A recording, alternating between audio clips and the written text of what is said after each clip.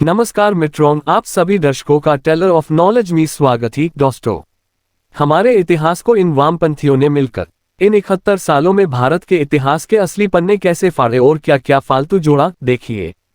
एक, भारत का इतिहास सिंधु घाटी सभ्यता से शुरू नहीं होता, बल्कि सरयू तट से शुरू होता है, जहां महर्षि मनु को अपने मनुष्य होने का ज्ञान हुआ और मानव सभ्यता विकसित हुई।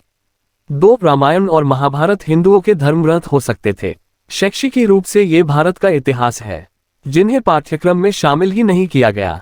3, सिंध को अरबों ने जीता अवश्य था, मगर बप्पा रावल ने उन्हें मार मार कर भगाया भी था। विजय सिर्फ अरबों की विजय पढ़ाई जाती है और बप्पा रावल को कहानी किस्सों के भरोसे छोड़ दिया जाता है।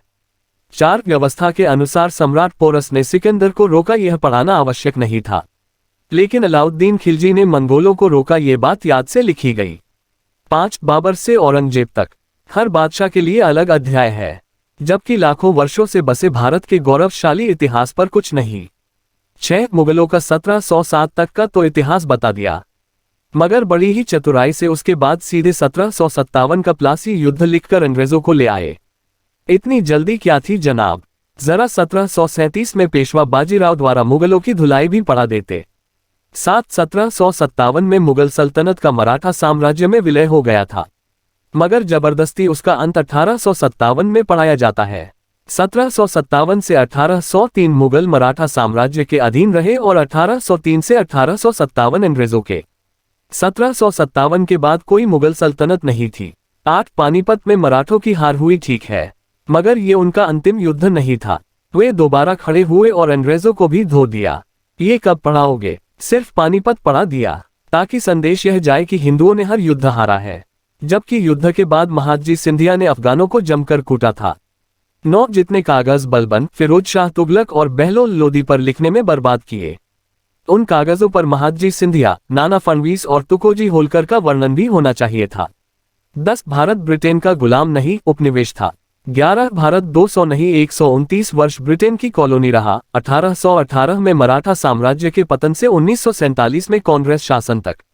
12, आंग्ल मराठा युद्ध 1857 की क्रांति से भी बड़े थे, इसलिए उनका विवरण पहले होना चाहिए, मगर गायब है क्योंकि बखान टीपू सुल्तान का करना था। 13, 1947 में 2 राष्ट्रों का उदय नहीं हुआ, बल्कि एक ही का हुआ। हिंदुस्तान सदियों से उदित है और हमेशा रहेगा। ज्यादा सेक्युलर हो तो दूसरे आतंकी राष्ट्र की चिंता करो, वह नक्शे पर कुछ ही वर्षों का मेहमान है।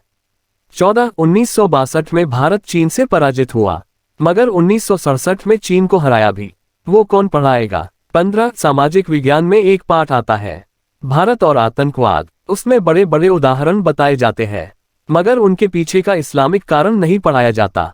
कुल मिलाकर भारत भूमि के साथ बहुत आघात किया है।